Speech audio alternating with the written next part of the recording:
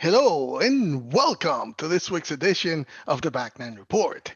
Every week, my co-host Fred Altvater and I get together and check in on the world of golf to bring you the latest news, insights, analysis, interviews, recaps, previews.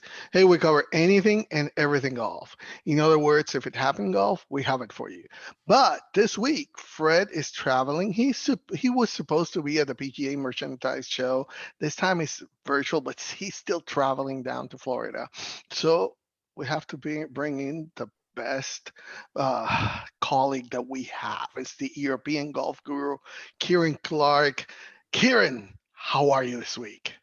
I'm very well, Carlos, and as always, it's a joy to join you on the show. Fred, remarkably, is the one person who seems to travel in the midst of a pandemic. That shows you how courageous he is. I'm not going anywhere. I'm staying right here and talking to you tonight. And we have a lot to discuss because it was a fantastic weekend just passed on all the tours all across the world, from the European Tour to the PGA Tour. What a finish that was on the LPGA Tour and even on the Champions Tour. There's a lot to get through. And moving into another very exciting week as the PGA Tour moves to Torrey Pines for the American Express, and one of the truly iconic events on the European Tour at the Dubai Desert Classic too. So lots to discuss there. And as always in golf, Carlos, there's a bit of uncertainty, a bit of controversy, a bit of contention, and some very strange things too. So there's lots to get through. So let's crack on. We have a lot to talk about, but hey, let's talk a little bit before we dive in because we're in the practice range, so we have to talk a little bit about what's happening. So you're in the home of golf. How are things Yeah. going there for you, and what do you see? What is going around so that our listeners can know what's going on? Well, for those who aren't aware, the United Kingdom as a whole is essentially back into something very close to the initial lockdown that we had last spring, where schools are closed, most stores are closed, apart from the essential stores, and travel is highly restricted. But as people will know, in the UK, there are distinct nations and they all have their own rules and different ways of doing things. So, in terms of golf, Carlos, golf courses are closed in the entirety of the British Isles in England and Wales, in Northern Ireland, and indeed in the Republic of Ireland. But they are not closed in Scotland. So, golf remains open in Scotland, which is obviously a great thing for the golfers here. Mind you, that said, it's quite a neat trick because they said the golf can stay open, but the weather has closed the golf courses anyway. So, it's a night. So they've managed to trick everybody to thinking they're getting a good break from letting golf remaining open. But no, golf remains open here. So there's a degree of normality there. You can still get out and play. But of course, in here in St. Andrews, it is indeed very quiet. It's often a very quiet time of year, as it is anyway, but especially now, because typically, as people will be aware, there's a very famous and prestigious university in this town.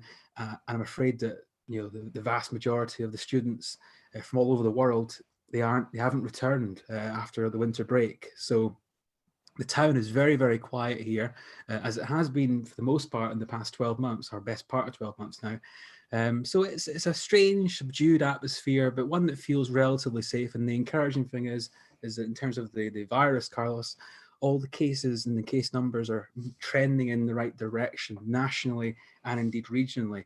So that's an encouraging thing. So hopefully, all going well with vaccines and the restrictions and so on, and what we're doing now, it could mean that we can get something like a little bit of normal by the spring, and maybe by the summer it could look a little bit like how it used to be. That's a day that I look forward to. I said to you before we started recording, Carlos, that I never thought I would miss the students. In many ways, I don't. I never thought I'd miss all the tourists.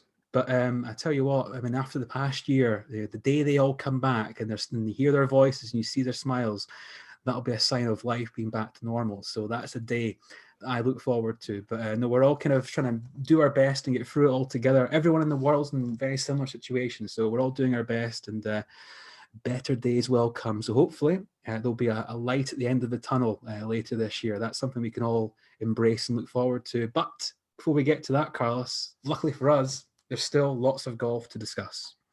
There's still lots of golf courses to talk about in the golf news.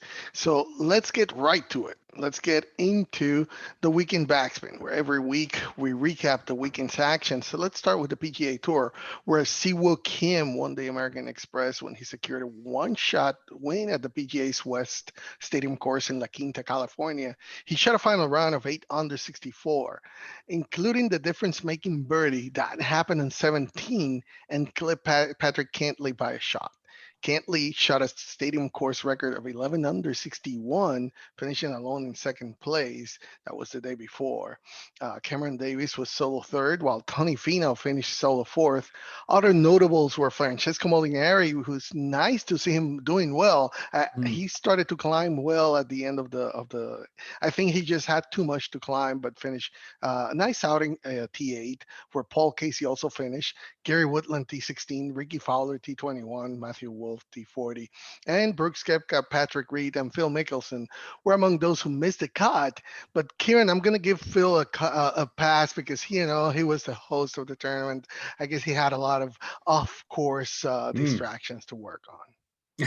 Well, yeah, off course distractions in a good sense and in a bad sense too. Potentially, we'll come discuss that later on too with some of the headlines that were discussed around Phil last week. But no, just quickly, a great win for Siwoo Kim, who of course won the Players Championship 4 years ago, and that was a completely unexpected win at Sawgrass back then, and he never really followed up on that. And it's very strange where you look back at this event last year, Carlos, he shot 87 in the first round and withdrew due to back pain. So the remarkable turnaround from the low of last year to the high of this year. So, fully healthy, finishing great there to pick up his win. Obviously a very mercurial player, but on his day, he has proven before, Carlos, he can win some of the biggest events in the game, and there's no reason why he can't do that again. So great for him. But quickly on Patrick Cantley, what a round he put together there, 61, underlining his status as being one of the players who I think this year could very well break through and pick up a major, or at very least pick up several tour wins. I think he's one of those guys who's just on the edge of becoming one of the truly elite players into that top 5 or 6 in the world, and it wouldn't surprise me to see that happen later on this season. Of course, the big disappointment for a lot of people watching, Carlos, was the fact that Tony Finau still hasn't picked up that second PGA Tour win. It's one of the strangest, most inexplicable stats in the game, how he hasn't managed to win again after the Puerto Rico Open back in 2016. He's been there so many times, he's contended, he's finished second so many times, he's been in the mix, in the top fives, top tens. He makes so much money, so he can't complain too much. But for whatever reason, he just hasn't been able to cross that line and pick up a second PGA Tour win. So people often say, who's the best player with no majors, or the best player with one major? Well, I think it's pretty clear. The best player in the world with one PGA Tour win is undoubtedly Tony Finau. So fingers crossed he finally picks up that second title in the near future. I think it's a lot of pressure, right? Because he knows he has only one and has been so close and not being able to deliver. But who knows? Maybe when the next one comes, that will be, the first one of many to come after that. So we'll see. Tony Finau, great player. Too good to just have, like you're saying, just Yeah, one win. very Too much good so. for that. So anyway, let's move on to the other side of the pond. Not where you are, but a little farther, right? That was in Yeah, just Abu about. Dhabi, because the 2021 edition of the Abu Dhabi HSBC Championship, that win went to Tyrell Hatton, who earned his fourth career European Tour Rolex Series title with a four-shot win at the Abu Dhabi Golf Club in Abu Dhabi. That was in the United Arab Emirates. He shot a 6 under 66 in the final round, pull away from the field, and that field included Rory McIlroy, who struggled again on Sunday with a chance to win a big event. McIlroy shot an even par 72 to finish alone in third place on 13 under, one shot behind the second place finisher Jason Scrivener. Kieran, I am not surprised that, like many are, that hadn't outplayed Rory to win this past weekend. There's a lot of focus, at least here I've seen, is like, oh, Rory didn't do well, but hey, you got to give credit to Hatton. Hatton is a very feisty player, and he has what it takes when he's on to outplay anyone. Oh, definitely. And the proof of that is now that he's world number 5. So he's the second top-ranked European player behind John Ram. So Tyrrell Hatton should really now be spoken of as one of the truly elite players in the game, and he's earned that status because his form, really in the past 14 months or so, Carlos, has been magnificent. He's always been a tremendous player, a very talented player. I've watched him in person winning 2 Dunhill Links Championships on the European Tour. And he's obviously followed it up through the years with bigger wins in Rolex events too. But in the past 14 months, since he came back from wrist surgery in 2019, he's won the Turkish Airlines Open. He won the BMW PGA Championship at Wentworth last year. Now he's won this in Abu Dhabi. And of course, last March, he won the Arnold Palmer Invitational to pick up his breakthrough win on the PGA Tour. So he's now won on both tours and won fairly prestigious events on tough golf courses against very strong fields. The one thing that's he hasn't quite done yet, Carlos, is contend in a major. He's had some decent finishes, but he's never really been in the mix on the back nine on a Sunday. And indeed, last year, I think I actually tipped him to be in a contender in each major last year, the 3 of them that we had, and he missed a cut in all of them. So what do I know? That's something he has to improve on this year, because in terms of his game, his temperament, a lot's made of, as we'll discuss later, the angry persona that he has and his aggression on the golf course. But I think in many ways he channels it so well, because yes, he's outspoken and he will express his frustration when he hits a bad shot or gets a bad break, but he's able to move on from that and play the next shot. So he's got almost a great attitude where he doesn't consume it and let it eat away at him. He lets it out, he releases the tension, releases the anger, and then he moves on.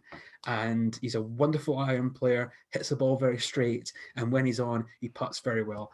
And that's a very potent combination of factors, Carlos. And it's why Tyrrell Hatton is undoubtedly right now one of the world's best players. Now, the question will be, can he now take that into this season and potentially contend and maybe even win a major championship? There's no doubt he's, as they would say, trending in that direction, because he has become, in the last 14 months or so, one of the best players in the game, and his the wins back that up. Definitely, and just like you and a couple of the majors, I also gave him as one of my players to watch. So you made what the do we same know? mistake as I did. Yeah, I don't know. What do we know? But no, I strongly feel it's just a matter of time, not an if, but when it's going to happen Yeah. for him to contend in the majors. And who knows? We have very classic courses coming this year for the majors, and that is the type of courses that he excels on. So we'll see. We'll talk about that when that happens. But anyway, a great win for Tyrrell Hatton. So this is not the last that we're going to be talking about him at top of leaderboards. Now let's talk about the LPGA, who started this past weekend with the Diamond Resorts Tournament of Champions that was played at the Tranquilo Golf Club Lake in Buena Vista. Jessica Korda earned her 6th career LPGA title there. She made a 30-foot birdie putt on the first playoff hole. Amazing putt against Daniel Kang to secure the win. Korda also had a similar birdie putt on the par 3 18 hole to end regulation and made a similar one to take the trophy, but she missed. She wasn't able to do it. Nelly Korda finishing solo 3rd, 2 shots out of the playoff. Inge Shun finished solo 4th, 7 shots back. I mean, it was the top 3 all the way. Other notables there, Lexi Thompson finished T7, Brooke Henderson with solo 9th, Georgia Hall and 2020 champion Gabby Lopez T11, Stacy Lewis was T20. So Kieran, Korda picks up the win in the first LPGA Tour event of the season, which is expected to be a record-breaking one. And this is kicking off what has become a tradition now on the LPGA schedule. Yeah, very much so. And it was a fantastic finish. And obviously having the 3 players there, the 2 Korda sisters and Danielle Kang in that final group and going head to head, obviously you couldn't have asked for a better start to the year on the LPGA Tour. But what a weekend performance from Jessica Korda. The 60 that she shot on Saturday. courtesy of a back 928, the lowest round on the LPGA Tour since 2008. And of course, only the great Annika Sorenstam has ever beaten that score on the LPGA Tour. An amazing round. And then, of course, she had that fantastic finish to get into the playoff. Danielle Kang didn't do much wrong there. She was insider in the playoff too, but hold that wonderful putt to claim the victory. And it's been a long time coming, Carlos, because Jessica Korda, she hadn't won in 3 years. There's been a few injuries and some surgeries in there. There's a jaw surgery in there at one point, and various different other issues. So she's had to overcome a lot to get back to the standard. And of course, in many respects, she'd been overshadowed in the last couple of years by her younger sister Nelly. Of course, Nelly was right there to be part of the finish and to be vanquished by Jessica as well. So an amazing finish, tremendous standard of golf from all three players, and it was a family affair there because the parents were there as well. It's the first time they've been there to actually see Jessica win one of her LPGA Tour victories. So a great finish for the Korda family, and all three of these players, I think, are going to be set up for a fantastic 2021. Of course, we have the Solheim Cup coming up later in the year as well, and I think all three of these players are going to be huge parts of that United States team in Ohio, and they're going to be, potentially, who knows, one or two of them could pick up a major between now and then. So I think it's an exciting beginning to the LPGA Tour season, Carlos, and they couldn't have asked for a better finish. And indeed, Jessica Korda, she put on a performance over those two final rounds that will probably, when we reflect on the end of this year in December, I think Jessica Korda's victory here and the way she played on Saturday and Sunday, that round of 60, then that finish, that putt in the playoff, that will probably be among the best performances that we've seen all year. And we've seen it in the first weekend of the LPGA Tour season. That's what I'm saying. This is what it's promising to be an amazing, amazing season. And of course, we talked about it's going to be the last for Michael Wan. So Yep. I think he's going to go out with a bang with a great season here. Yeah. But it's incredible. Jessica kind of fell off the place, right? Of the view of the public because it was Nelly, while she was injured, like you mentioned, all the things that she has to battle through to get back to where she is right now. It was Nelly basically taking over that with the great play that she had, climbing up the rankings. But Jessica is saying, hey, not so fast. I'm coming back. So we'll see. And can't wait to see the rest of what's going to happen on the LPGA. Lexi Thompson said that in this month, she's going to take some time to practice her putting to try to improve it. So watch out. If she gets that going, wow, it's going to be an amazing year for her as well. So now let's talk about this one. I know you like this one because Darren Clark. He made his debut in the Mitsubishi Electric Championship and the PGA Tour Champions this year. And he took the course right away. He posted a 63 on Thursday's opening round at Wailea Golf Course in Hawaii. But he was really good on Saturday's final round, too. He torched the back nine with 6 birdies en route to a 64. He stuffed his approach on 16 to about 2 feet, setting up what was a birdie. Then came the shot of the tournament. He drained a 50-foot putt on 17 for another birdie, which opened up a 2-shot lead over Retief Goosen. Now, when Goosen then later parred the 18, then Clark could just cruise home. I mean, he tapped in for par on the last 2 to win by 2 shots. Clark's last win was in November in the TimberTech Championship in Boca Raton, in Florida. Was his first anywhere since the 2011 Open Championship. I mean, everybody was like, whoa, Darren Clark, he's still playing. He's still playing. So, but then it came some visa issues that meant he had to be out of the U.S. 3 days later. So he was unable to travel to the Phoenix Country Club for the final event of 2020, the Charles Schwab Cup Championship. So Kieran, then Clark went home for the holidays for an extended break, right? And now, after that 9-year victory drought, we see he has 2 wins in his last 2 starts. I mean, is he becoming the new Bernard Langer on this tour?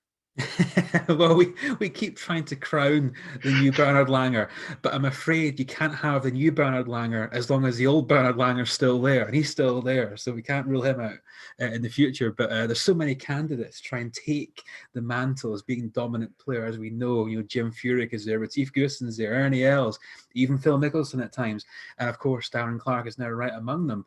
That's 2 wins and 2 starts, and as you say, it's been a long, long time coming. And you were coming up now on a decade since Darren won the Open Championship at Royal St George's, where we're going back to in July.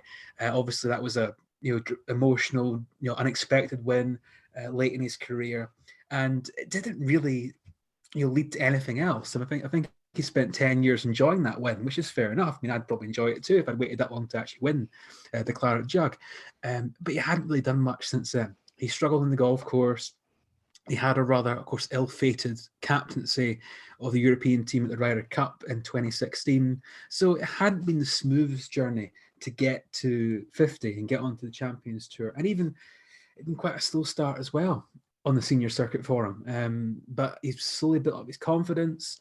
And when he's on, he has always been a fantastic player, particularly with his ball striking. You watch him play, and you watch him play in person, particularly on a range, and he has a wonderful ability to shape the ball and hit low shots and high shots. He can do everything. He's a wonderful player, and when he's at his best, he's, as we've seen here, he's a winner. And it would not surprise me now, Carlos, going into the rest of this, of course, extended Champions Tour season overlapping from last year into this year. We come towards the senior majors, which of course we only had one of last year. They're all back this year, and all these players will start vying for those big titles. And Darren Clark there's no reason why he can't win a senior major this year. He's right up there too. But must also credit Retief Goosen. What a performance that was. Someone who he shot 62 in the first round and then came back with that 64 as well to finish second. So two of these guys who were two major champions. Two fantastic players to watch, very graceful ball strikers, and they're showing their quality. So we talk about how exciting, Carlos, the LPGA Tour start was, and how good a season it's going to be coming up. Likewise in the PGA Tour and the European Tour, but on the Champions Tour, I mean, it's we discussed this actually at the end of last year. There are some really good names competing and contending and winning on that tour. And if you enjoy watching, golf, low scores and golf played to a good standard, watch some of these not old timers, but just older guys do well and still show their ability. There's some great names on that tour now, and I think they're set up as well on the Champions Tour for a memorable season ahead. So Darren Clark, Retief Goosen, all these guys up there. It should be a good year, but that was a fine start to the 2021 calendar for the over 50s. Yeah, I think it's taking time, but it's here. A lot of those big time players are aging and making it to the 50 and over tour. And that's what we're seeing right now in Darren Clark, Phil Mickelson, whenever he decides to play. But Jim Furyk is there, Ernie Els is there, Miguel Angel Jimenez, and of course, there's still a Bernhard Langer there. We And cannot also, forget. Carlos, one thing as well, I actually didn't realize this until the other day, but Podrick Harrington, he turns 50 later this year as well. Mm-hmm. So there's another name that's going to emerge onto the Champions Tour potentially in the next year or two, a three-time major winner. So the big names are getting onto that senior circuit, and they all want to win. Yeah, and I think it'll make it more interesting because those are names that everybody recognizes, and now having them together, playing in this tour is going to really bring more attention and make it even more interesting. Mm-hmm. But with that, we wrap up our weekend backspin, our recap of the weekend's action. And now let's go on the course and start talking about the news that happened this past week. And Kieran, this first one, I know you like it. I know you like it for us to open the stories here because Davis Love the third. This is just fresh off the press. He will Yes, it is. captain an American side in an international team competition once again. Okay, the PGA Tour announced that the 21-time PGA Tour winner will captain next year's U.S. President's Cup team. Love played in 6 U.S. President's Cup teams, including the inaugural event in 1994. He compiled a record of 16-8-4 record in 28 matches. He has been an American Ryder Cup captain twice, losing once in 2012 at Medina, winning once at Hazeltine National, in 2016. He has also been part of the continuity of American captains and vice captains in this type of competitions, right? Serving as an assistant captain and advisor since his runs as captain. Now, he also served as an assistant captain on in the 2013, 15, and 17 President's Cup. Now, he will step back into the captaincy in the PGA Tour own President's Cup, which has been moved to the 2022 due to the COVID-19 pandemic. Quail Hollow Club in Charlotte, North Carolina remains the host. Kieran, Davis is a North Carolina native Yep. taking over from Tiger Woods, who was a successful player captain in the 2019 edition, played at Royal Melbourne, which chose not to return to continue in his role for the cycle. But uh, Davis Love, a North Carolina native, being played in North Carolina, I think it's just an amazing pick. I mean, it's just gonna he has so many ties in there. It's just another storyline. And as we know, Trevor Immelman, 2008 Masters champion, is already named the international captain, succeeding Yep. anything else. How about this clash of Immelman versus Love? And of course, it's going to be the President's Cup, different from the Ryder Cup. But how do you see this? Well, it's a clash of youth and experience. Trevor Immelman obviously is still a young guy, just stepping back from playing competitively at the moment to obviously continue his emerging TV career. And Davis Love, who is probably the most experienced, Ryder Cup, President's Cup figure in the game, as you've outlined there. He appears to be part of the furniture. You can't get rid of him. He's at every one of them. And that says a lot for him. He is highly respected. He's liked by the players. He's liked by the authorities. He's just a very, you know, respected individual in the game, and that's why he continues to be part of these teams. He's obviously an expert buggy driver because he does it every 2 years. He's there. He's always driving his buggy. He's mastered that by now. But I find it a bit strange. I have to say, Carlos, and I understand the ties he has to Charlotte and indeed North Carolina. He grew up there, his hometown, has great ties there, and for all the reasons that, as you've outlined, he's so experienced, he's so popular, so he remains a natural leader in the game. And again, he's a very successful tenure in the past in various different teams. But it seems to me that it's an odd step backwards for the PGA Tour and in this environment where, to me, when we look back to recent Ryder Cups, the big takeaway from the task force was the need for continuity and trying to build new captains, kind of emulating what the European Tour has done by years by having vice captains becoming captains and building that continual cycle of new leaders. But Davis Love, he's had his opportunity. He's had it twice as a captain. And it seems strange to me that at this stage of his career, where he'll be 58 going into next year's event, that you would give him that opportunity again instead of giving that chance to a younger guy, someone like a Zach Johnson or a Stuart Sink, maybe even Phil Mickelson or David Duval, guys who could become Ryder Cup captains in the future. Surely it would be more logical to give the role to one of them. I'm sure Zach Johnson will be involved in some capacity. Stuart Sink might even play in the team given the way he's been playing recently. But it seems odd to me that they would step back to Davis Love when Tiger Woods obviously was a progressive move and something very different, being a playing captain. Could Phil Mickelson, even though he probably still thinks he can play in the team, it's unlikely. Could you not have tried to make him the captain to build up for the subsequent Ryder Cup he could potentially be captain of? It seems strange to me. I understand the logic of it, Carlos, in terms of given Davis's experience, his popularity, and his ties to the local area, but it seems a step backwards in terms of American team golf. Whereas to me, the logic would be, Davis Love, have him there as a vice captain, have his experience in the team room. But surely it makes more sense for the next few years to try and build up one of the younger guys as a captain. I don't know what you think, but to me it seems an odd move from the PGA Tour to give Davis Love the role. I think you have a point on that.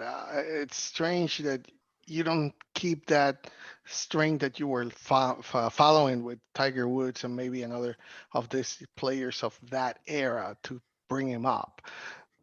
Of course, we don't know, and maybe we will know later. We all know that Tiger said, "No, I'm not going to return," but that would Yeah. open the door for somebody else, like you're saying, Zach Johnson, possibly, right? I actually thought it was Zach Johnson's time, Yeah. but I don't know what. Maybe this change of schedule maybe brought something into a.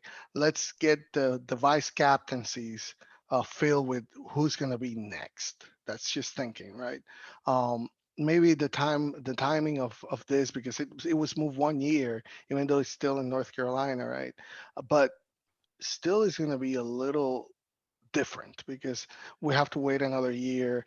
Uh, the points are rolling over for next year's competition, so everything changes. I don't know what's behind it. I guess we'll find out, because what you're saying, it's completely makes sense. I mean, why going for Davis, who really has nothing to win by coming in here? It just feels like it's a fill in Mhm. between here and the next captain. Something must have happened. Then maybe those that were in line are not available, or they said, you know what, next year, the way I see things, I prefer to just be on the back end of this. So I don't know, but it's something really, really important that we have to tackle and keep an eye on. Definitely, I think you're onto something there, Kieran. Well, I think it's interesting where potentially, obviously, we're looking at the Ryder Cup this year with Steve Stricker, sorry, as the captain. Obviously, the delayed Ryder Cup, and then we have the Ryder Cup in 2023. It will be in Italy. So maybe there's a sense of a Zach Johnson will be the captain for that Ryder Cup in 2 years from now. Could So be. maybe it makes more sense to have Zach taking that rather than having Zach doing the President's Cup and then the Ryder Cup consecutively, which is probably something you couldn't do. Because I'm sure they will announce the Ryder Cup captain for the US at the beginning of next year, looking ahead to 23. So I can see that as being the scenario where they said, right, we're going to give Zach the captaincy for the Ryder Cup, but so therefore he can't do the two in a row. That's not tenable. That's not possible. That would be too much to ask of someone to take both of those roles on, particularly the Ryder Cup, which is obviously a bigger event than the President's Cup.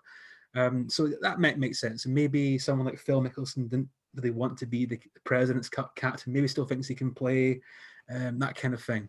So I was just surprised that Davis Love got the role again. So he's been there, he's done it.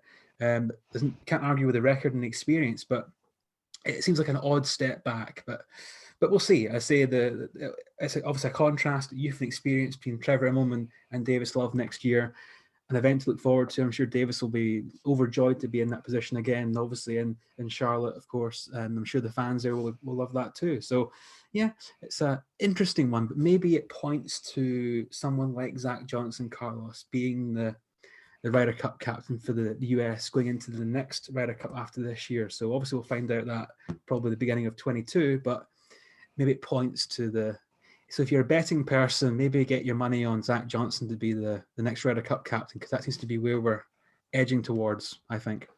Thank you for the tip. January 26th, Well, yeah, but that said, Carlos, I, 2016. I did tip Terrell Hatton at the majors last year, and he missed a cut on all of them. So, I my picked him tips too. aren't. I picked You'd him too. Don't cut worry that out. about it. Yeah. I'll go with you.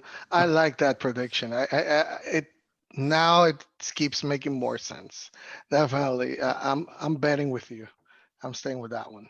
okay. Zach Johnson, next Ryder Cup captain. Yeah. And we said it here. Kieran Clark said it here in the Backnet Report, January 26, Well, it's two. 2021. And here's one other tip for you, Carlos. So Zach Johnson in 23, Phil Mickelson will captain the US at Bethpage Black in 2025. There you go. That's it. Wow, that would be that one. I'm In New gonna hold York, my yeah. I money. mean, I'm gonna that'd hold be my money. If it would have wild. been in California or Arizona, I would go for it. But New York, I don't know. We'll see. We'll see. They love him there. They love Phil in New York. Yeah, about that. Let's move on to the next one, because the PGA of America apparently found a new home for the 2022 PGA Championship, taking the major championship from Donald Trump's Trump National Golf Club in Bedminster, New Jersey, to Southern Hills Country Club in Tulsa, Oklahoma. north of where I am in Texas. It's just a 3 hour drive. I can make it there easily. PGA of America announced January 10th that they had voted to terminate their contract when then President Trump's club, in the wake of his role in inciting the violence at the Capitol on January 6th of this year. That then left an open date for the organization's premier championship with less than 18 months until the tournament would be played. Quite a squeeze as far as some major championships are concerned, if you ask me. But the immediate speculation right there, we talked about this, was Southern Hills would step in to take the over hosting duties. While several other clubs expressed interest in hosting the PGA event, including French Lick and Indiana Firestone Country Club in Akron, the PGA of America ultimately went with Southern Hills. You mentioned about New York Bethpage Black and also Alabama's Shoal Creek. They were also floated around as rumored contenders to land the deal. But Southern Hills was already slated to host the 2030 PGA Championship as part of what is now a multi-championship agreement with the club that includes hosting the 2021 KitchenAid Senior PGA Championship. Kieran, to Yeah, me, what's still unclear is if Southern Hills will now host the 2030 PGA Championship, or if that slot will now be opened up for a new club to take the date in a somewhat distant future. What do you think about this? I think that on that last point there, Carlos, I think that probably will be determined by the success of the event next year. So obviously the PGA of America, given as you say the kind of late cancellation of the Trump Bedminster deal, they needed a ready-made venue for a major championship. One they could stick in the microwave and turn on, and there it is. In 20 seconds, it's ready. Yay! And we're better than Southern Hills. As you say, it's already been penciled in as a venue for 2030. And it's, of course, the senior PGA is going there this year. So the PGA of America has a great relationship with the club there, the members, the local community as well, the sponsors. And we have to remember that, it's a commercial venture as much as anything else. And obviously the Trump connection at Bedminster would become untenable due to the kind of the corporate people kind of stepping back from that name and the brand and trying to avoid it at all costs. So the PGA of America, by coming here, has got a clean venue, a venue that has no baggage to it, one that has a fine history there. Tiger won the PGA there, Retief Goosen won the US Open, Nick Price, Ray Floyd, Dave Stockton, Hubert Green, Tommy Bolt, Babe Zaharias. They've all won events, big championships at Southern Hills through the years. So it's a fine golf course in a part of the world that doesn't really get much major attention in Tulsa, Oklahoma. So it's into the the heartland of America, and I think the people there will embrace the championship. And given the nature of the pandemic, Carlos, it's quite possible that next year's PGA Championship next May could be one of the first golf tournaments we see that are actually at full capacity. I'm sure we'll have fans this year at the PGA in some way, but it will not be the full house that we've seen before.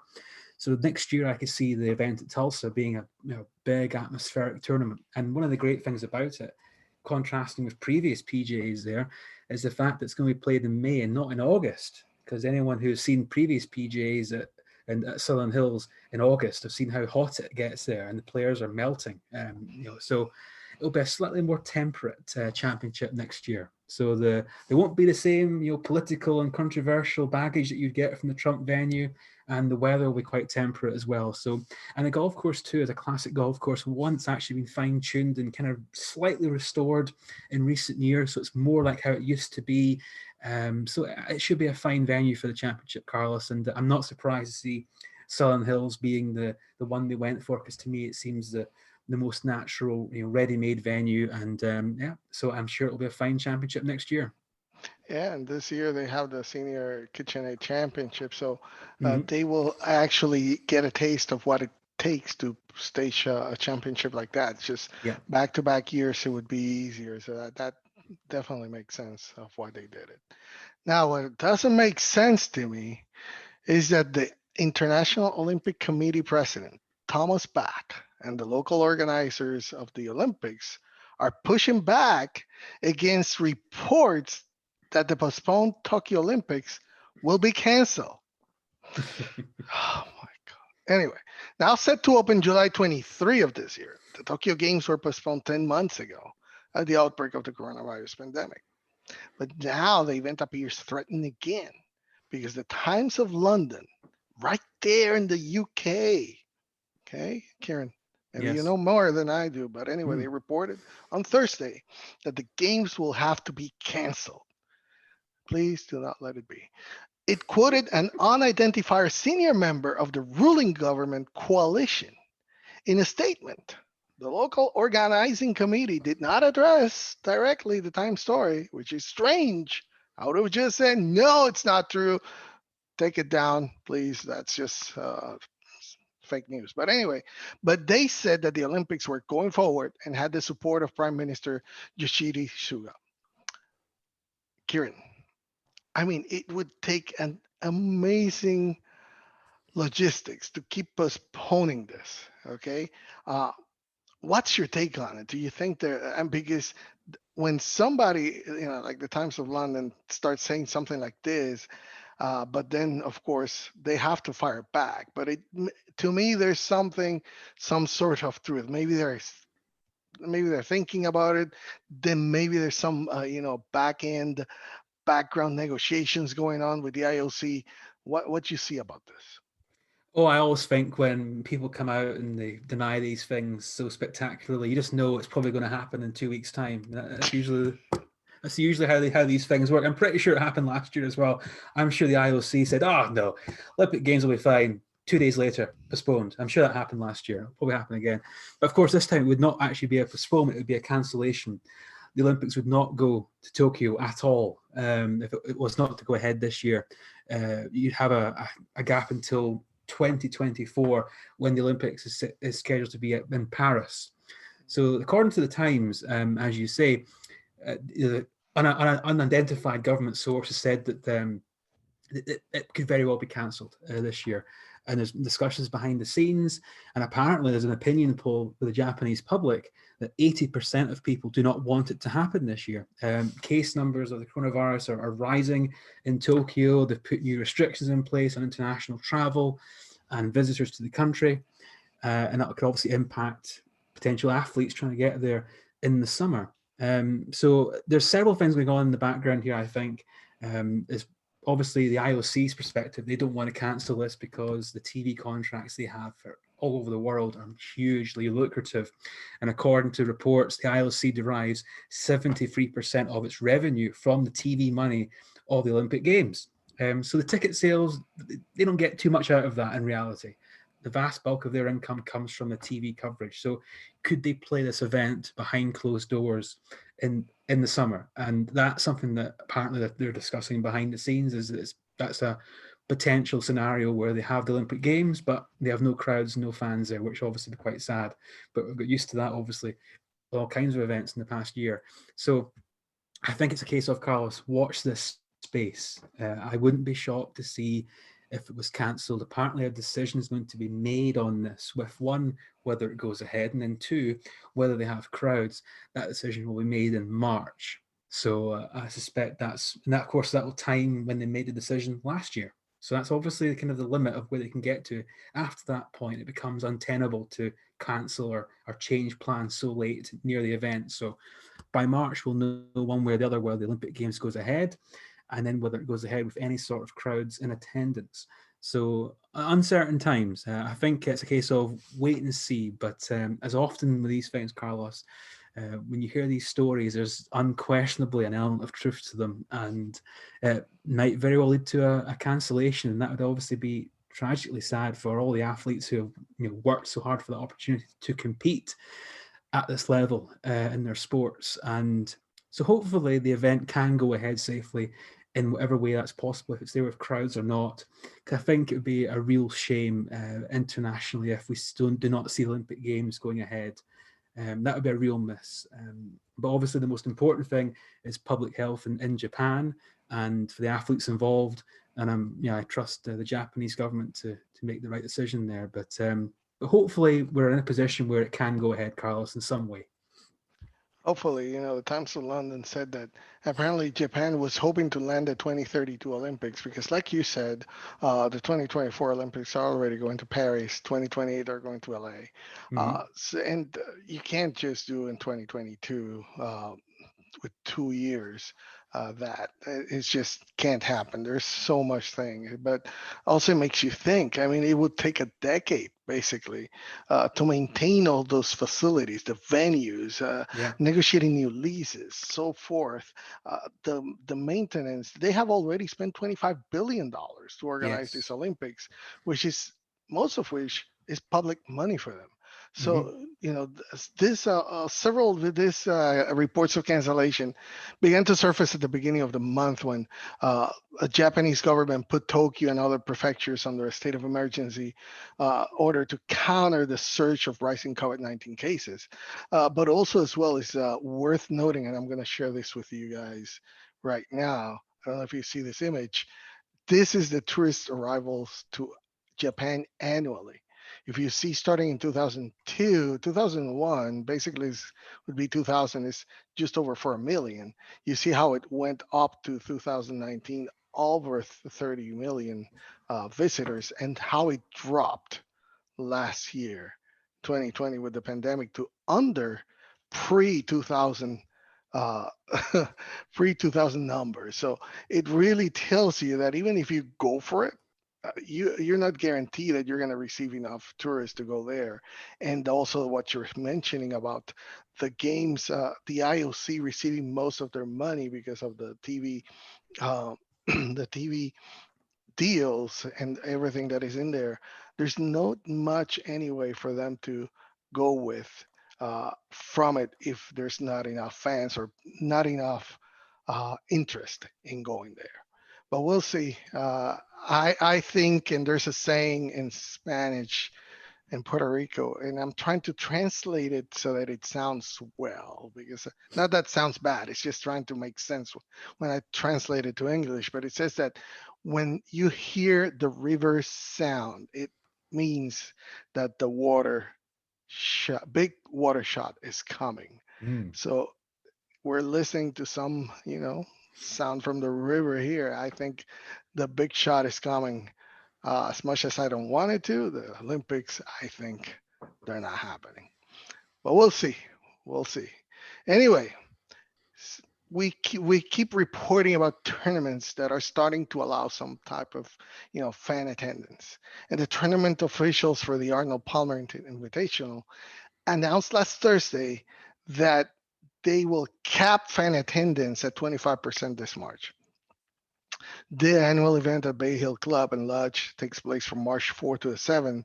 As we all know, Tiger Woods has won the tournament record 8 times, and England's Tyrrell Hatton is the defending champion. Only single day tickets will be sold, and no fans will be allowed for practice rounds. And Kieran, all spectators will be required to wear masks at all times and will likely be subject to temperature screening, health questionnaire upon entry. But at least we keep seeing some initiative to start allowing fans. I mean, golf courses are so huge that it's Yeah. easy for anybody to just keep them separated. It's like the perfect venues are golf courses to keep people. Whether that works or not once they're in the 18th green, I don't know. But at least it's good to see that some fans are coming back. It is, and you have to start somewhere. And of course, it's quite fitting in a sense in this case because, as you remember, last year's Bay Hill event, the Arnold Palmer Invitational, was the final normal PGA Tour event before the crisis. Of course, the following week was the Players Championship that, of course, found itself cancelled after one round, and that led to the shutdown. So last year's Arnold Palmer Invitational was the last, PGA Tour event as we know it that we've really seen. So if we have something like that in March, then that would obviously be very encouraging. And I think it's certainly very achievable and it makes a lot of sense to. And I think we'll see a lot of this year in golf tournaments where we see fans back in some manner, but in limited numbers. I know that the RNA, for example, hosting the Open Championship this year, as I said, down at Royal St George's in Sandwich in Kent, they're looking at several scenarios where they have, the best case scenario is normal capacity. Well, I don't think that's going to happen. In this case, it's limited numbers and then working down to behind closed doors. I think there'll be somewhere in between where they have potentially maybe 25% of their normal attendance there, and obviously have the measures in place with the masks and distancing and hand sanitizers, all that stuff.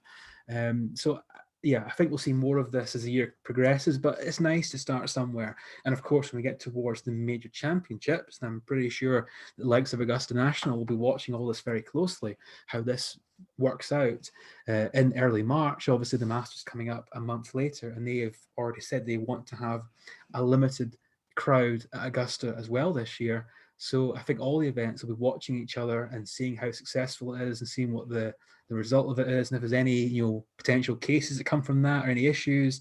If there aren't any, then that's obviously a great thing, and you can see more attendance has been built up as the year progresses. So the idea that we're going to somehow magically get back to packed grandstands and greens just surrounded by 10 deep crowds, that's not going to happen probably. Maybe not this year, but we will get some people back. And given how at times soulless some of the events have felt. I certainly felt that way about the majors last year. While the golf was fantastic, the actual events seemed a bit subdued. Particularly the U.S. Open, I felt at Winged Foot, it was very quiet and very subdued, and you do miss that atmosphere. So while we won't get the full atmosphere, if we can get some little taste of that, then it adds so much to the event as a TV spectacle, but also adds something for the players as well.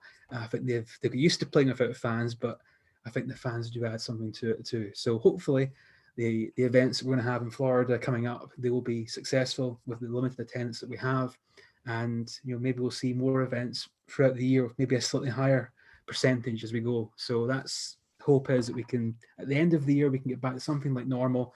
But you have to start somewhere, Carlos, and I think 25% of the normal crowd, that's hopefully in an outdoor environment with the right measures in place. To me, that seems achievable. Yeah, I think golf has done a great job so far with the tournaments they have bring fans in. I mean, the players do not interact with the fans anyway. Yeah, On their way back, they keep them separated, and I know all the measures that they have been doing. I mean, for all the tests that they do to so many people weekly, I believe just a few that have been, here and there getting COVID from wherever, and we can't say that it was in golf. It should have indeed. been somewhere outside. So the measures that they're taking is really nice, really good. They're effective, and to keep the fans, I know that they're making a great job so far to making them feel secure, and I think it will just continue. Of course, it's not time to let down your guards and start allowing everybody to get in, but at least it's a good start. And it takes this practice to see where they can get better to start allowing more people eventually slowly, right? But we'll see. I don't think it's going to happen right now, but at least 25 here, 25 there. That feeling of the fans and the roar, it's going to be quarter of a roar, but it should be good, so we'll see what happens there.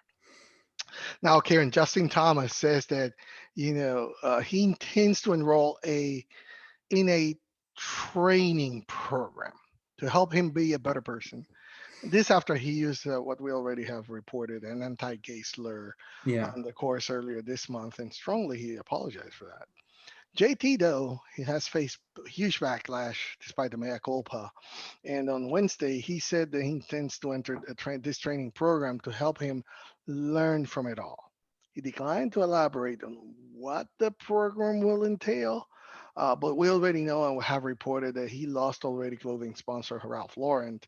He said then, I wish they would have stick with me until I fix these things. Yesterday, we learned that Citi, which is the New York-based investment bank, announced via a company blog post titled "When an Apology is Not Enough" that they will continue to sponsor JT, but with conditions.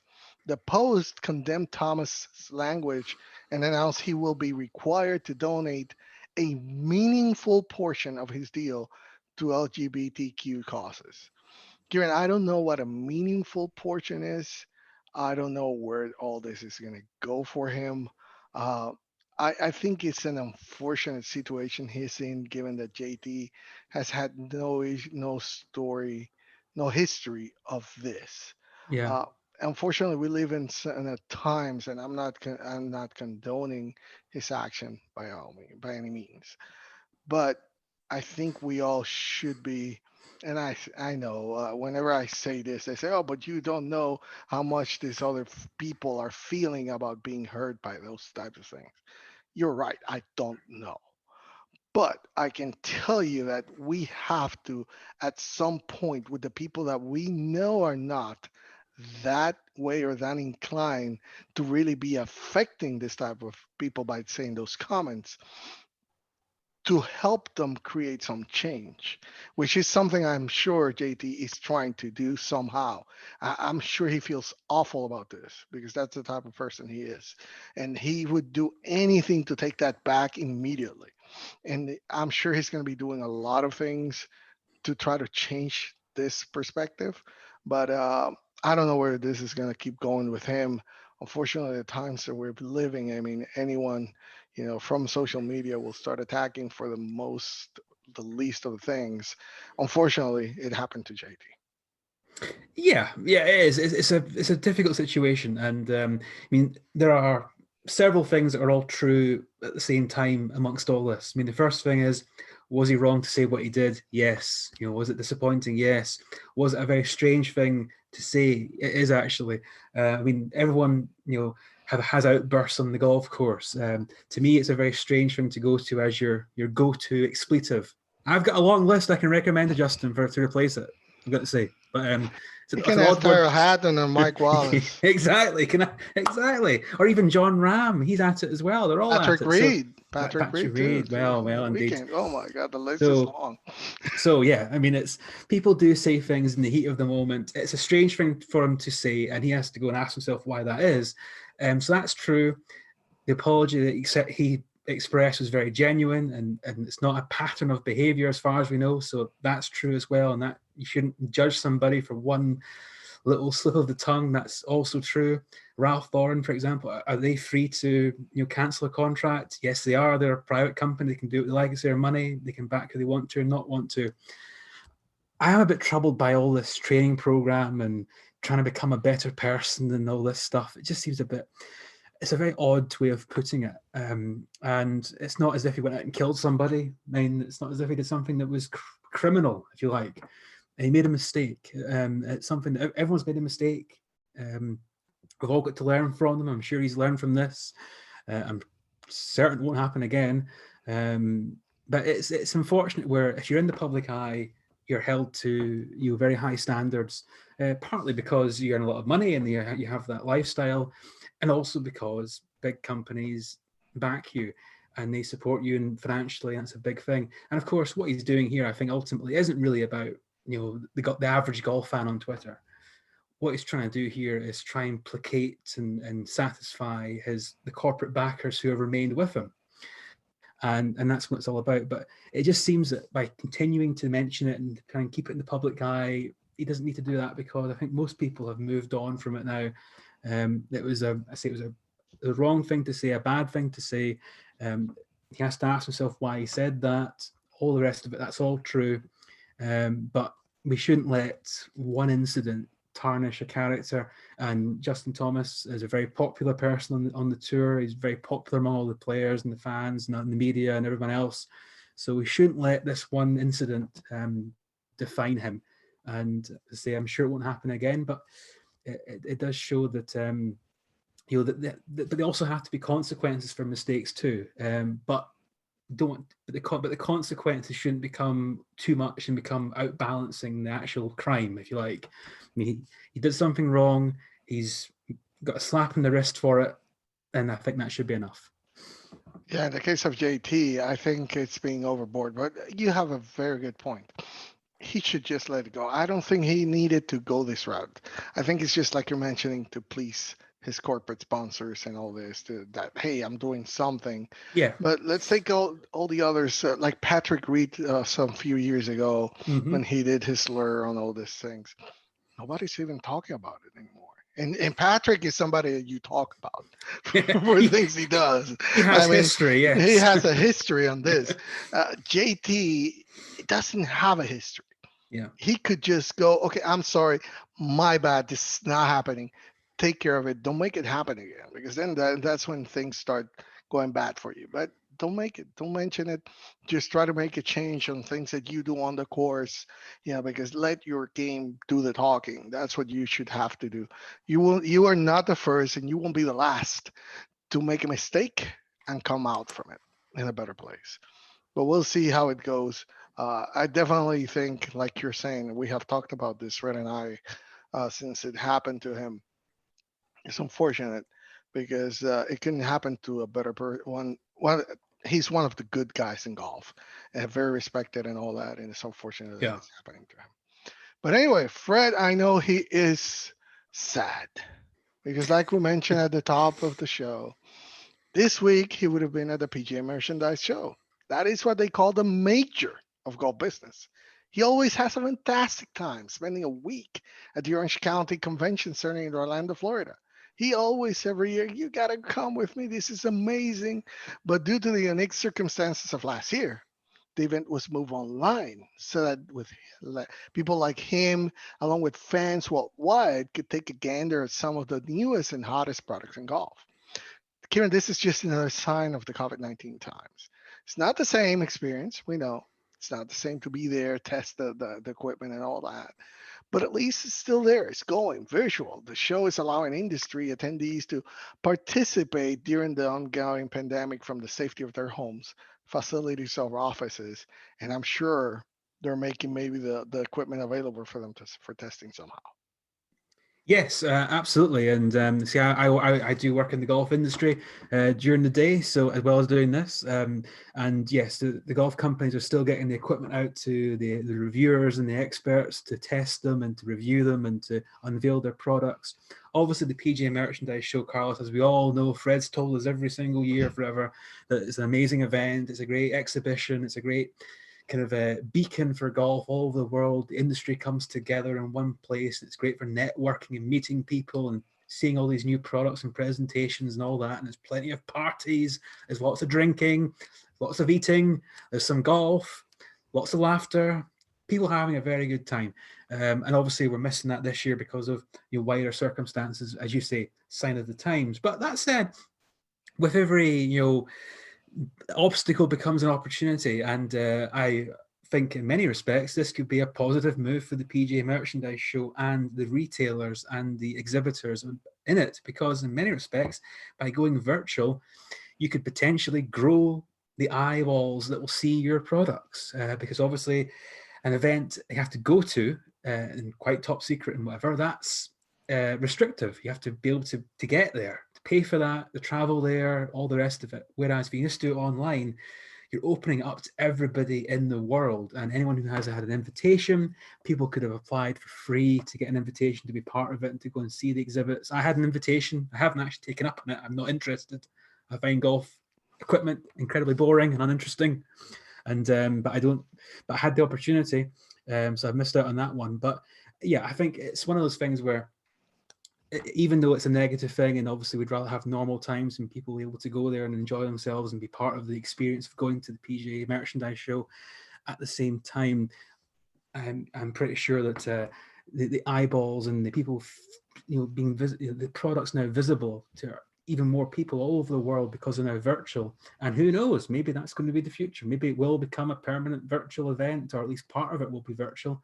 There's no reason why it couldn't be, and why you can't do both. You can't have the on location site and also have the events being exhibited online, because that, as I say, potentially opens it up to hundreds of thousands of people who are interested all over the world, and that is something that can only benefit the exhibitors and the retailers. So a very different PGA Merchandise Show this week, Carlos, but one that I'm sure will be successful in its own way.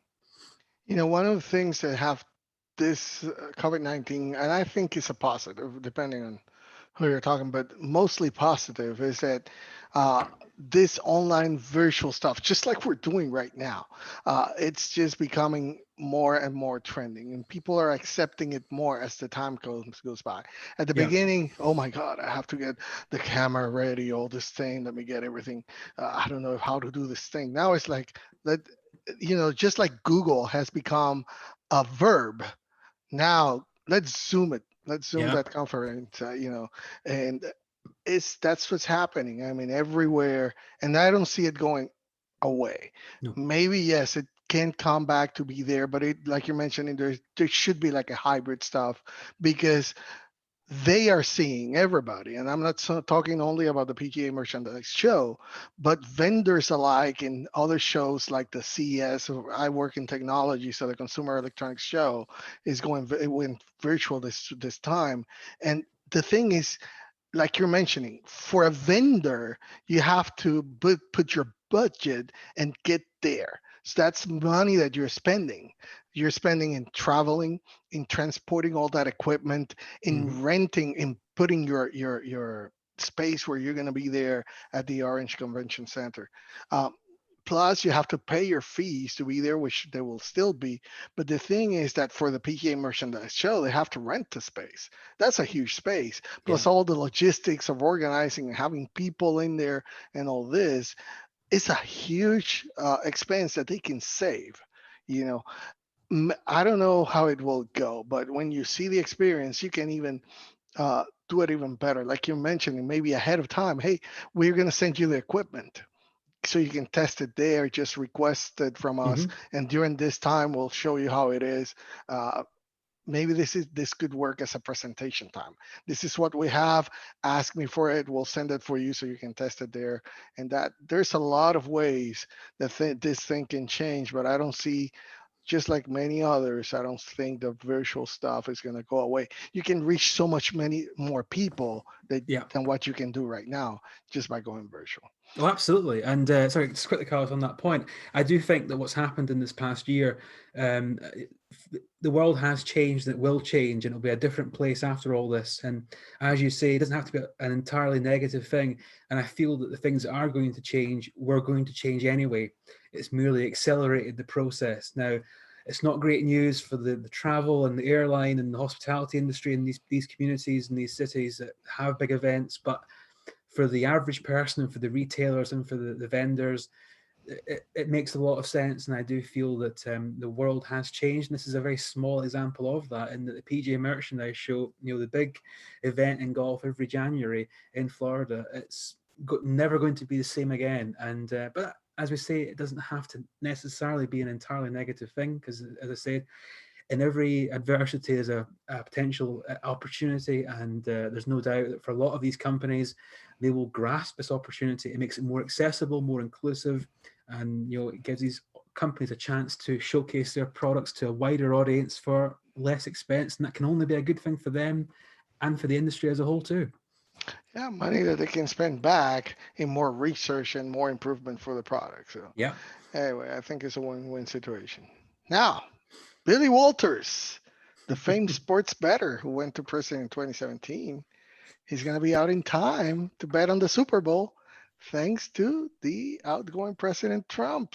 Walters is 74 right now. He's one of the final pardons issued by Donald Trump on his way out of the White House last week.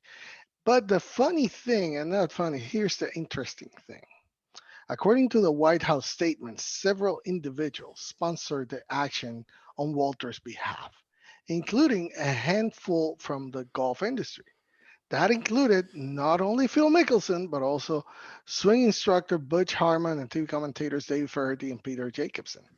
Now, Kieran, this is where it gets juicy because Phil Mickelson's attorney told ESPN on January 21st, which is last week, that the press release referencing Phil Mickelson is erroneous. The story between these two, Phil Mickelson and Billy Walters, we've talked about it in nauseam. I mean, we documented it already. Billy saying, hey, all he should have said is the truth. Phil saying, no, I have nothing to do with this guy. But in this case, who's right, the White House or Phil Mickelson? What you think? Well, don't get me to comment on the truth telling of the previous White House. That's for sure.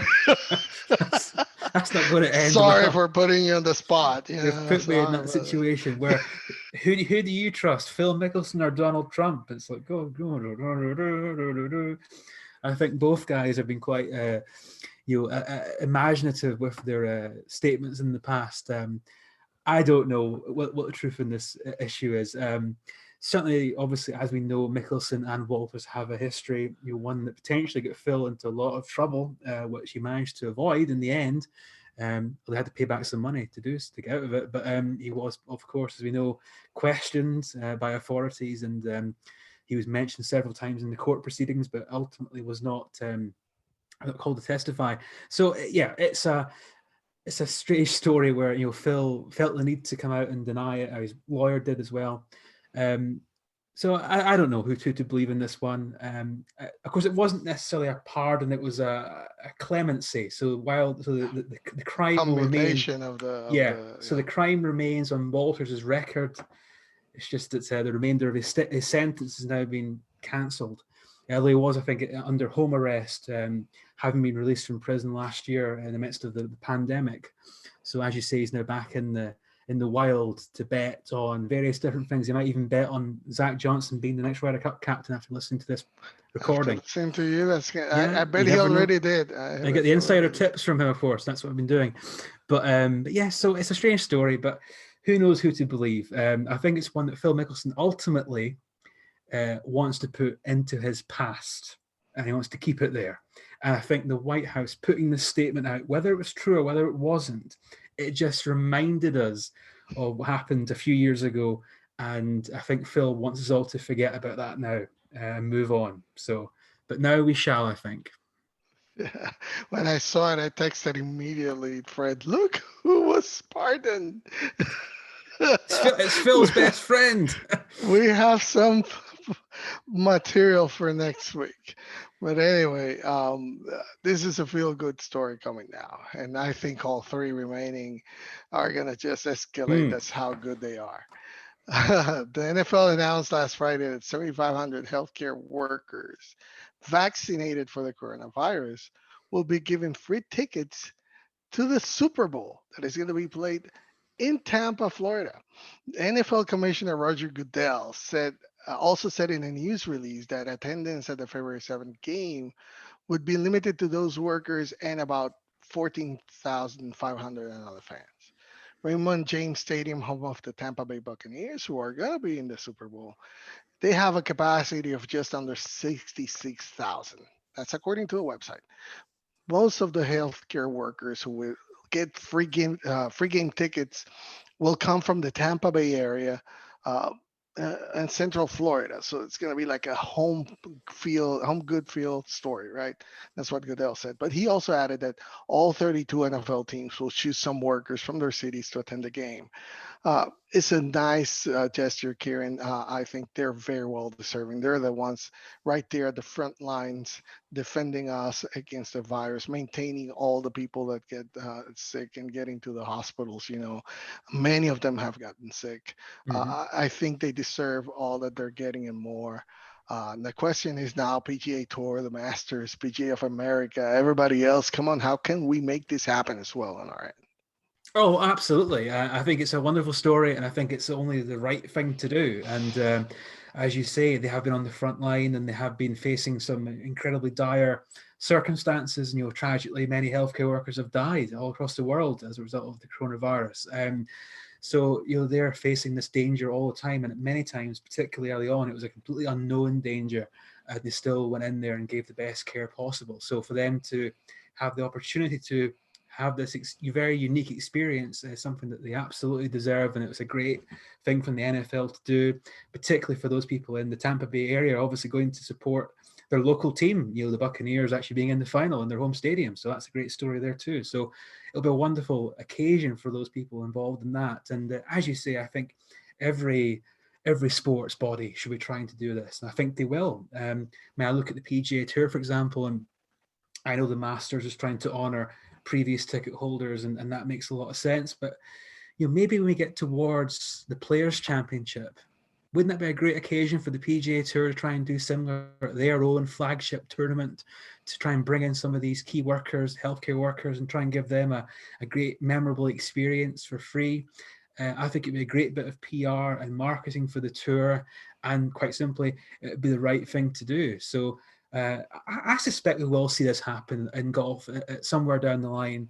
And I think the Players' Championship, Carlos, would be a nice way to to commemorate that, to actually, this would be a great stage to have that event and to have those workers in place at obviously an iconic venue and on the tour's biggest event of the year. I definitely agree with you. I think it would be a great way to give back to them and some very deserving, and just to bring them back somehow, and see and watch maybe from the local places. There's already a lot of charity work that the all tours do, and Yeah. this would just be another way of trying to give back. Now, Kieran, I am going to share something with all of you. I want you to watch closely because this is unbelievable.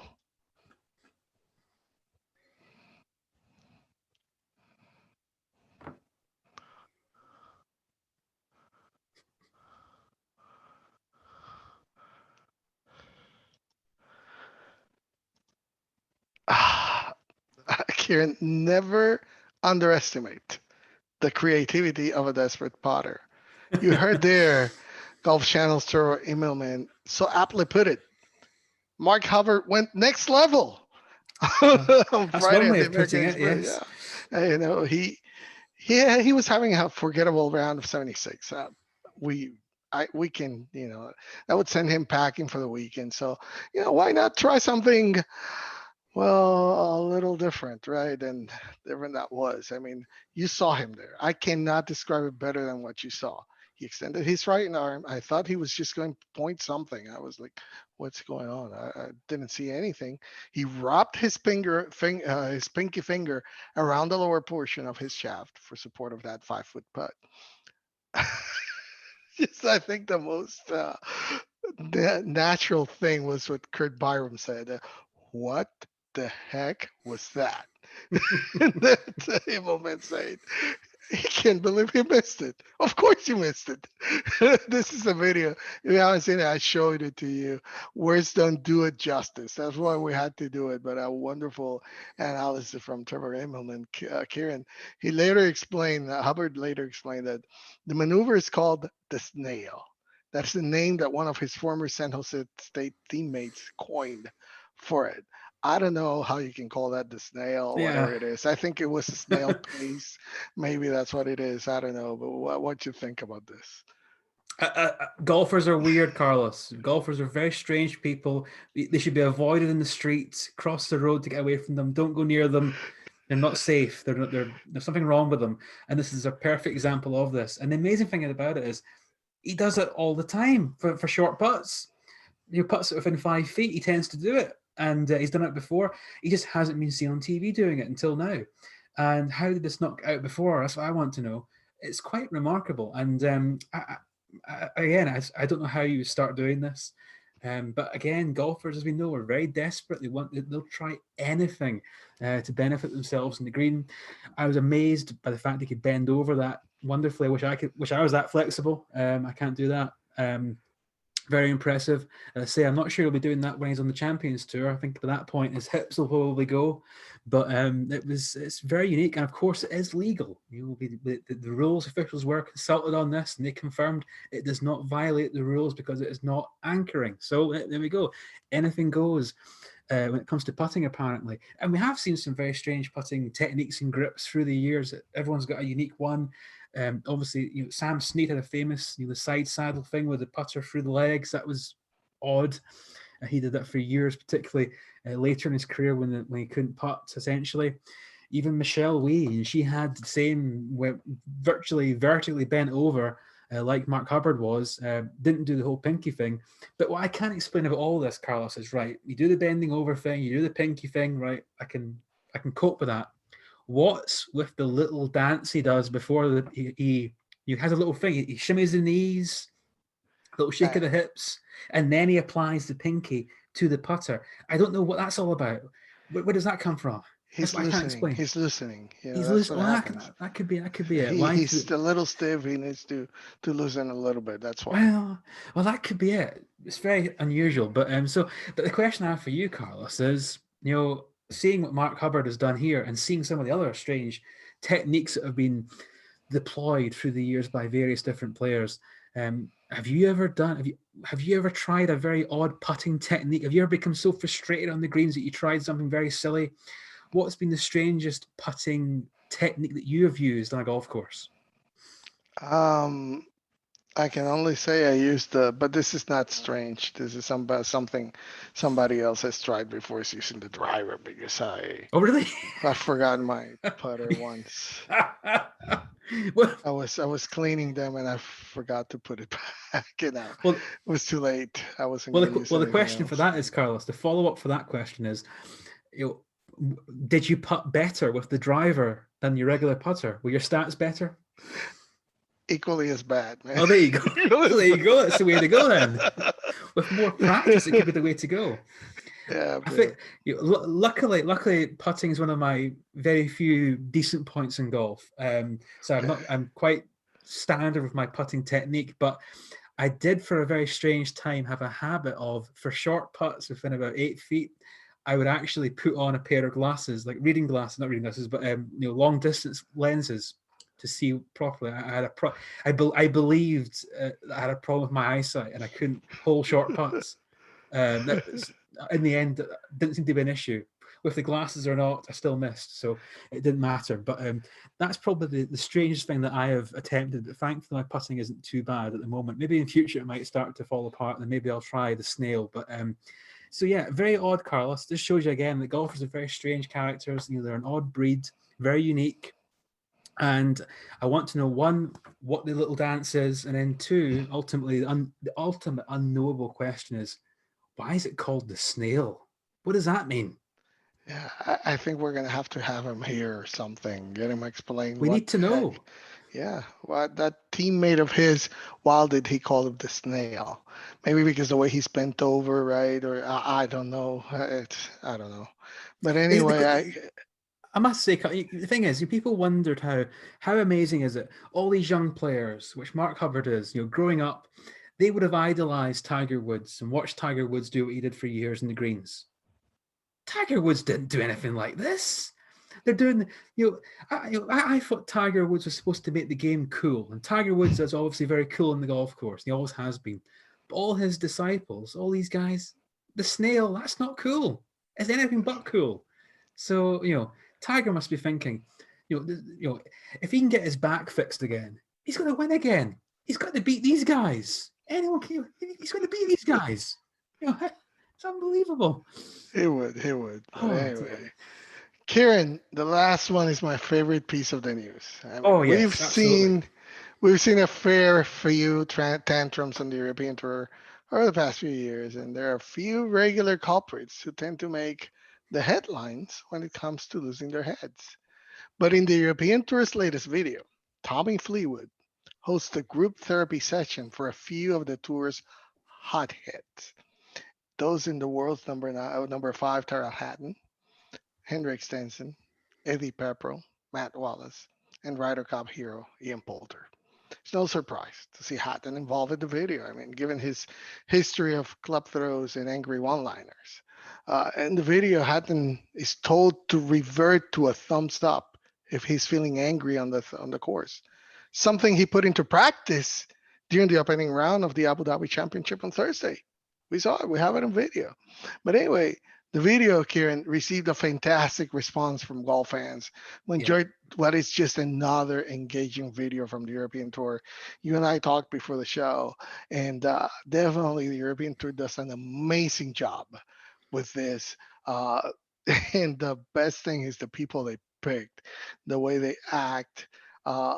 It's just amazing that we don't see more of this from the European Tour or in this side of the pond.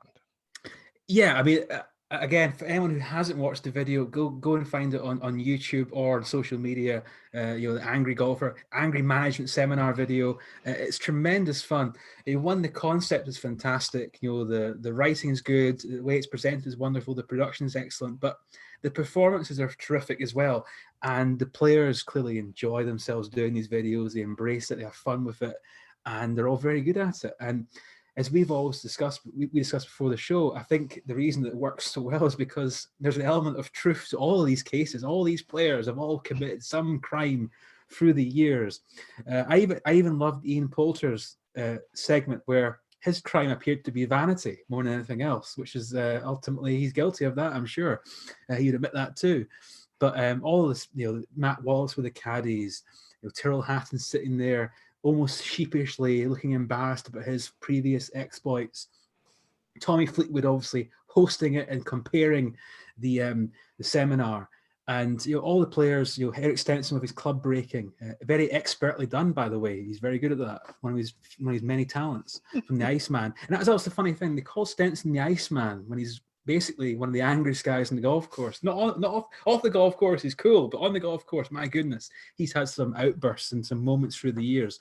But it was great fun. And as you say, it'd be fantastic to see more of this on the PGA Tour. Try and showcase the guys' personalities in a really fun way. Make them more accessible, more easy to connect to. But I must say, having watched this very odd setup with the group therapy session, I wonder, will Justin Thomas's therapy session, will it look like this? Maybe we should see that one on video. What it will look like, I don't know. But it was great fun. And of course, Martin Keimer had a cameo coming in there. He expressed his anger by just slapping cups onto the floor because he's obviously the coolest guy, the chillest guy, the least angry guy on the European tour. So it was one of the better European tour videos. 2 or 3 years ago, they made a real surge of these, and they were so popular and so funny and so entertaining. I think the budget was put in place there to try and produce these videos, but obviously in the past year, priorities have changed. Maybe the staff haven't been at the tournaments to actually produce the videos. So to actually have the first chance to kick off the year on the European tour with this, it was a great event in Abu Dhabi, but I think they've topped themselves with this bit of content here. So there's a lot of really poor content put around online, but this is one of the best you'll ever see in sport. And I say these players, I mean, they're very good performers, and certainly Tommy Fleetwood, he's got a career. If the golf never works out, he's got a career in performing because he's very good at it. So very entertaining, worth checking out, worth watching, and I can't wait to see what the next one the European Tour producers will be. Yeah, you just hit it on the nail head. It's just like they're accepting, really making fun of what they know is bad with them. Yeah, It's well, just and it comes natural, and that if it's great for the golf fans who know them or have seen them, because yes, you immediately are gonna laugh, and that's why I was cracking up, because it's true. It's yes. all true. They're not saying anything that is false or anything like that. That is the pure truth. And just to make fun of it the way that they do, it just makes it amazingly fun. Amazingly Well, fun. it's very healthy, Carlos, to be able to laugh at yourself, Yeah. and all the guys in these videos, they're obviously capable of doing that. So kudos to them for being involved in this and to doing it so well, and obviously respect to the European Tour production for coming up with the idea and executing it so well. So no, a great piece of content and one that's definitely worth watching and checking out online if you haven't seen it already.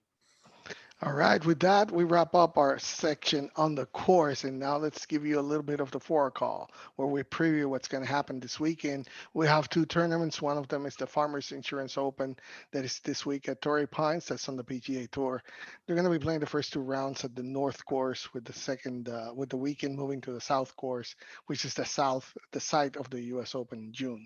Mark Mm. Leishman is the defending champion. He'll try to seek to join Tiger Woods, Phil Mickelson, JC Snead as the only players to defend successfully a title at the event.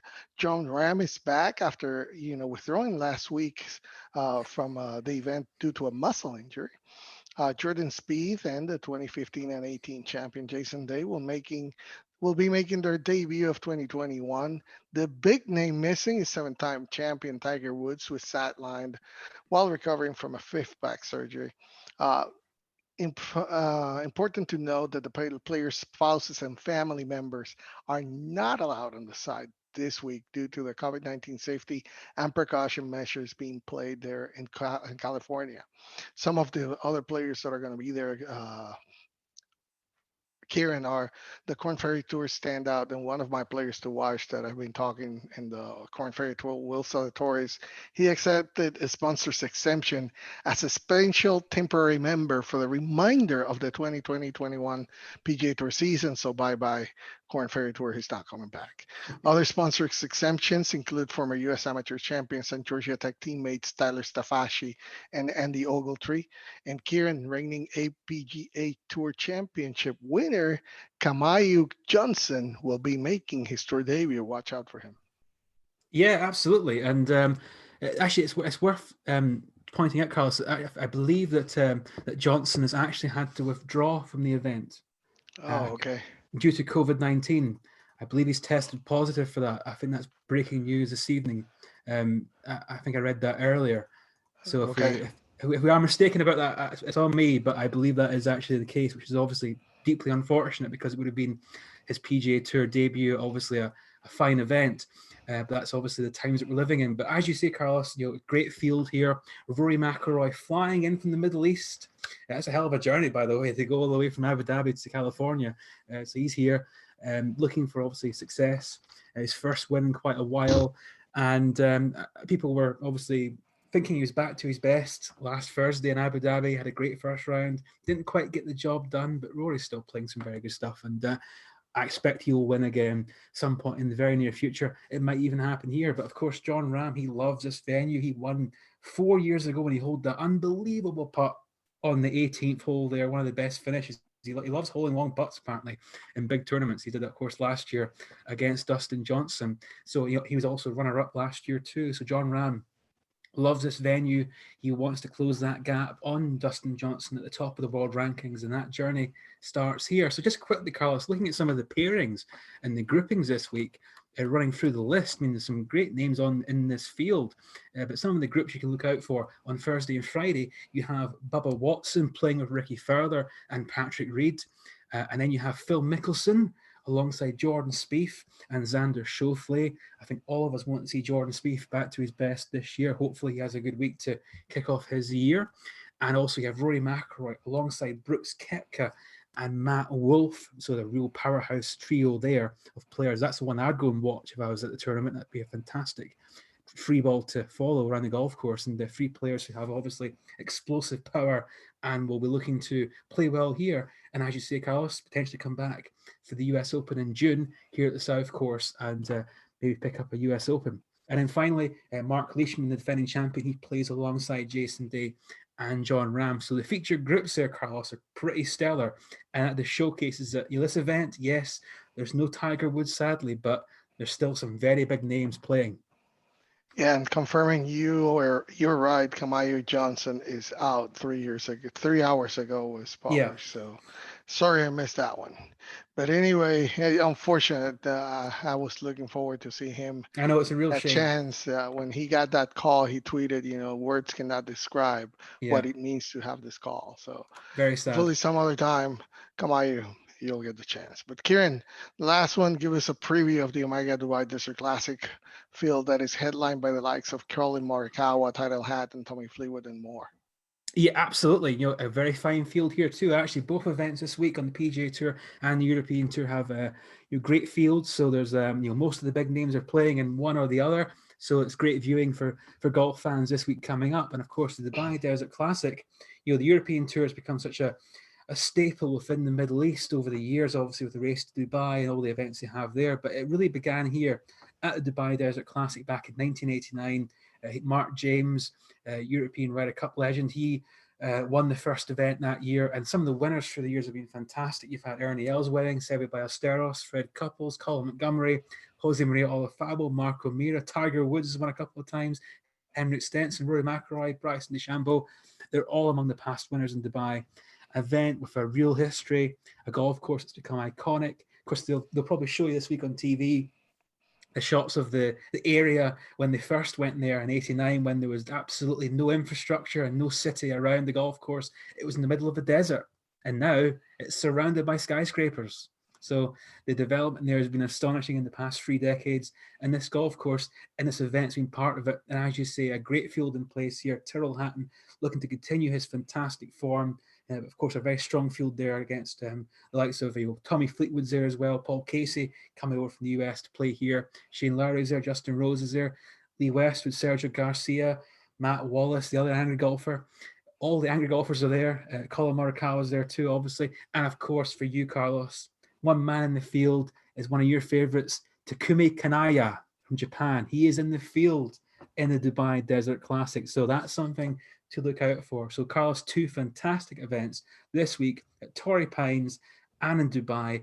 The golf season, we're still in January, but it's beginning to hot up. And I think both these events should be good ones to watch. All right, and now we're getting to the clubhouse to say goodbye. So, any final words? What you're looking for? We haven't had you since the previous show, but what has been your take so far in this year, and what do you see it going forward? Well, I think, Carlos, we discussed this before the show tonight, and I think since golf came back last summer, I think it's been a largely successful venture. I think the events have been well staged. We've seen some fantastic performances, some great winners. Obviously, we've been missing much of the atmosphere that the fans bring to that, and it's been a little bit low key. But I think in terms of the quality of play, the return of the game has been very successful. And I think the beginning of this year so far has merely continued that into last year on all the tours. And I think the 4 events we saw last weekend exhibited that massively and wonderfully. Great champions, great finishes. And as I said there, I think these 2 events here will continue that ratio. So we're building towards the spring. The Masters, we just had it in November, but it's fast approaching. We're not far away from it now, really. I think we're 74 days away from the Masters this year. So it's a quick turnaround there. And it'll be here very soon. And between now and then, we have obviously the Californian swing here on the PGA Tour. Then we have the Florida swing. And obviously potentially the return of fans at a lot of these events too. The Players' Championship, which of course we didn't get to see played out last year, so it'd be nice to see. Actually, we were denied a sawgrass finish in 2020, so it'd be nice to see that back again in a few weeks' time. So there's a lot to look forward to. Obviously, golf, as all sports have been, they're providing a welcome distraction from some of the dark headlines that we're seeing elsewhere, and that's can only be a good thing. So yeah, I think there's a lot to be excited about this year, where hopefully we'll see a journey towards normality or something like normality by the end of the year. But I think the journey along that way for golf will be exciting, because I think there's so many players in all the tours who are hitting peak form. And I think there's going to be a lot to review and a lot to discuss this year on the Back Nine Report and elsewhere. So I'm looking forward to it. So I think there's as golf fans, I think we have a lot of reasons to feel encouraged about this year. We're going to get all of our majors. We're going to get the Ryder Cup. And there's a lot to embrace. And the Solheim Cup. And the Solheim, of course, and the Solheim Cup in Toledo as well. So there's a lot to look forward to, and we will have it covered on the Back Nine Report, that's for sure. Well, Back Niners, that wraps up another week of the Back Nine Report. Thank you for joining us. It's always our pleasure to bring you the latest in the world of golf. Kieran, thanks for coming in again this week. It's always our pleasure to have you with us. We always have a great time, so thank you again. And for you all out there, don't forget to join us and see us again next week on YouTube. Or if you miss it and you want to just listen to us, not look at us, because we're not that handsome or anything like that. Speak for yourself, Carlos. Speak for yourself. Okay, if you don't want to see me, all right, you can block me. Maybe you can watch Kieran. But anyway, check out the audio version. It's out and tune in. If you haven't done so, I don't know what you're waiting for. Follow the show on Twitter. Our IDs are Back9 Report with the number 9 in the middle. My name is Carlos Torres, along with Kieran Clark. We wish you to be happy, be blessed, and enjoy the great game of golf. Happy golfing, everybody. Until next time.